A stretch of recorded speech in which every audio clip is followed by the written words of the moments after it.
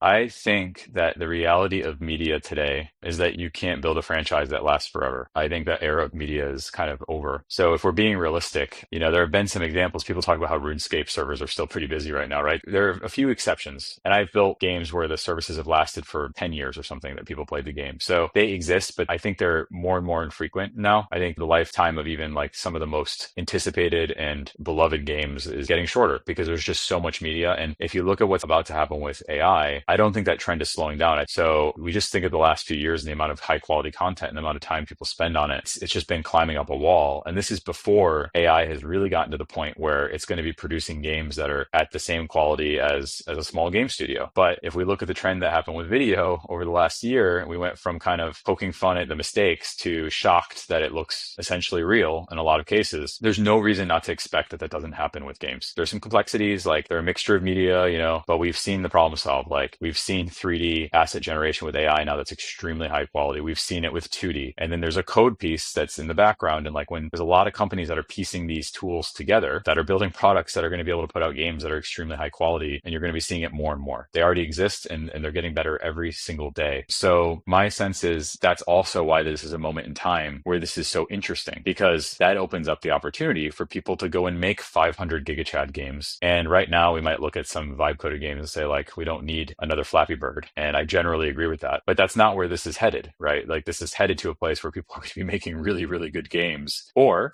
they're going to take a game that they own that's great and they're going to swap out assets, and it's going to take them a day to make a whole new set of assets in a game they spent a year building, and now it became a GigaChad game. And that's something that they would have to spend 2 months of artwork previously. So the world is changing in this way where like content can be adapted, it can be given new life, content can be created so quickly. Then the challenge becomes like, how do you organize that content and how do you use it for some purpose? Just like memes have become something that support attention on these tokens, like games may become something that also like there's just a ton of content for these tokens, large and small. And I think that's the real trend here. In your conversations, do things like these metrics where LTV of crypto users is like typically way higher than traditional users, do those come up? Like, are there any case studies actually saying that, okay, that is the case? I mean, I think it's empirically the case in the sense that if you look at a lot of game advertising, a lot of it has been about targeting, right? And what a lot of game developers know is that being able to target users that have more money usually results in making more money.